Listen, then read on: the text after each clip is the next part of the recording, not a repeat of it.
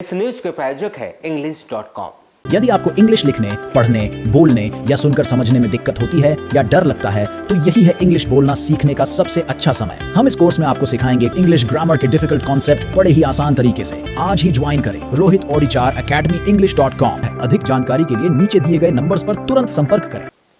जिला मुख्यालय से 20 किलोमीटर दूर प्रकृति की गोद में बसे ग्राम गड़दा और बुड़ेना गांव के बीच पहाड़ों पर प्रकट हुई मां अन्नपूर्णा मंदिर में नवरात्र पर्व पर हर वर्ष की तरह इस वर्ष भी हर्षोल्लास के साथ यहाँ नवरात्र मनाया जा रहा है। यहाँ विभिन्न क्षेत्र से रोजाना ही आ रहे श्रद्धालुओं के द्वारा माता रानी की विशेष पूजा अर्चना कर विभिन्न कार्यक्रम भी यहाँ किए जा रहे हैं। वहीं इस वर्ष नवरात्र मनाने भक्तों में उत्साह बढ़ चढ़कर भी देखने को मिल रहा है।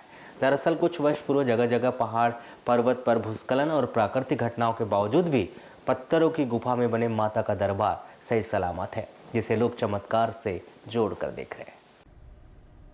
गड़दा गांव में स्थित मां अन्नपूर्णा दरबार से तरह तरह की मान्यताएं जुड़ी हुई है।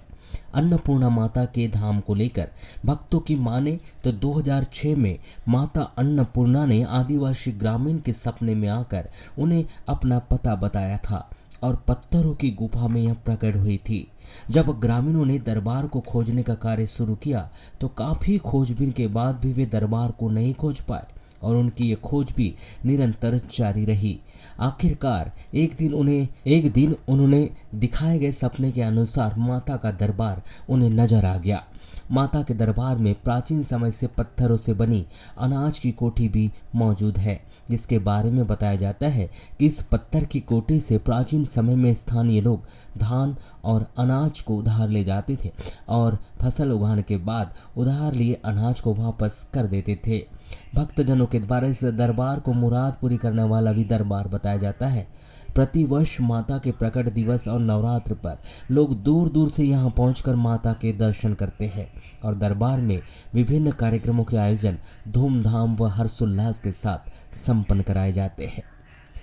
प्रकृति की गोद में बसा माता के दरबार में पहुंचने के लिए पहले लोगों को उबड़ खाबड़ रास्तों से पहाड़ पर्वत को लांघ कर जाना पड़ता था। जहाँ से माता के दरबार में पहुंचने में लोगों के पसीने छूट जाते थे, लेकिन कुछ वर्ष पूर्व प्राकृतिक भूस्खलन ने माता के दरबार में पहुंचने का आसान रास्ता बना दिया, जिसे भक्तगणों के द्वारा एक बड़ा चमत्कार माना जा रहा है। और इस वर्ष माता अन्नपूर्णा के धाम को लेकर लोगों के बीच चमत्कार और हैरान करने वाली प्राकृतिक घटना खूब सुर्खियों में है। बताया जा रहा है कि कुछ वर्ष पूर्व बालाघाट में पहली बार जगह जगह पहाड़ों पर जबरदस्त भूस्खलन भी हुआ था। यह प्राकृतिक घटना माता अन्नपूर्णा के धाम गड़दा की पहाड़ी पर भी देखने को मिली, जहां जोरदार बारिश के चलते इस पहाड़ी पर कई जगह भूस्खलन भी हुआ। लेकिन हैरानी की बात यह है कि एक के ऊपर एक रखे पत्थरों की गुफा जिसके भीतर मां अन्नपूर्णा प्रकट हुई है, उस माता के दरबार को कुछ भी नहीं हुआ, जिससे लोग किसी चमत्कार से कम नहीं मान रहे हैं। इतनी बड़ी प्राकृतिक आपदा के बाद भी मां अन्नपूर्णा के दरबार का सही सलामत होना लोगों को हैरत में डालने वाली घटना साबित हो रही, क्योंकि यहाँ कई जगह भूस्खलन की घटना में सैकड़ों हजारों वर्षों से जमे हुए बड़े बड़े चट्टानें उखड़ गई। वहीं बड़े बड़े पेड़ और पत्थर भी मलबे में बहकर ऊपर से नीचे आ गए। ऐसे ही माता के दरबार से कुछ ही दूर पर पहाड़ की चोटी से नीचे तक भूस्खलन को माता के दरबार तक जाने का सीधा और आसान रास्ता बन गया, जिसे एक बड़ा चमत्कार माना जा रहा है। नवरात्र पर्व पर प्रतिवर्ष के अनुसार इस वर्ष भी बड़ी संख्या में श्रद्धालु भक्तों का जन सैलाब यहाँ माता के दर्शनार्थ उमड़ रहा है। यहाँ पहुँचने वाले भक्तों का मानना है कि जो भी सच्चे मन से यहाँ आकर माता रानी की पूजा आराधना करता है उसकी मनोकामना पूरी होती है। कारण यही है कि यहाँ 12 महीने भक्तों की भीड़ लगी रहती है। यहाँ मां की सेवा में लगे पुजारी के बताए अनुसार 10 सितंबर 2006 में माता रानी ने गड़दा निवासी वीर सिंह अड़मे को सपना में आकर स्वयं के प्रकट होने की जानकारी दी थी। इसके बाद लोगों ने उक्त स्थान पर जाकर देखा तो अन्नपूर्णा मां की मूर्ति उन्हें नजर आई। बस तभी से लोगों ने मां अन्नपूर्णा देवी की पूजा आराधना यहाँ प्रारंभ कर दी। भक्तों में मान्यता है कि माता की मूर्ति के पीछे एक सुरंग है जो खजाने तक पहुंचती है, इसलिए मां अन्नपूर्णा को खजाने वाली माता भी कहा जाता है।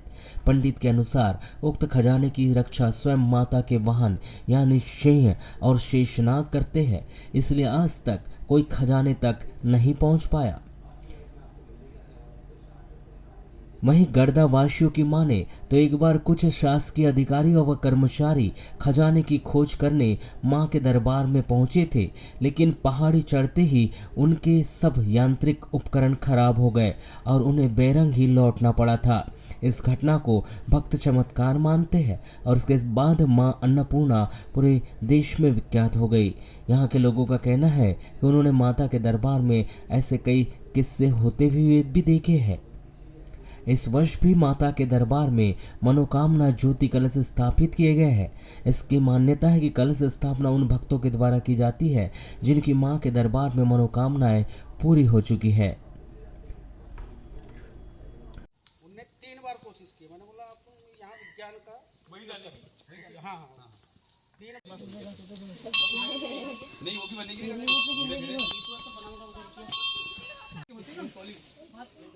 चलो पहले भैरव बाबा के दर्शन कर लेते हैं।